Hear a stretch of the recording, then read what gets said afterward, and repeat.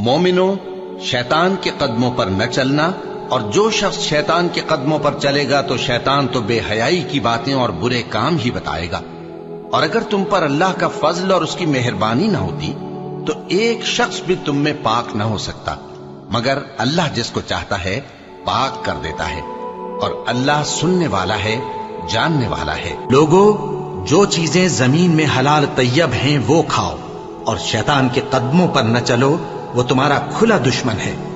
وہ تو تم کو برائی اور بے حیائی ہی کے کام کرنے کو کہتا ہے۔ شیطان تمہیں تنگ دستی کا خوف دلاتا اور بے حیائی کے کام کرنے کو کہتا ہے، اور اللہ تم سے اپنی بخشش اور رحمت کا وعدہ کرتا ہے، اور اللہ کشائش والا ہے، سب کچھ جاننے والا ہے۔ اور وہ کہ جب کوئی کھلا گناہ یا اپنے حق میں کوئی اور برائی کر بیٹھتے ہیں تو اللہ کو یاد کرتے اور اپنے گناہوں کی بخشش مانگتے ہیں، اور اللہ کے سوا گناہ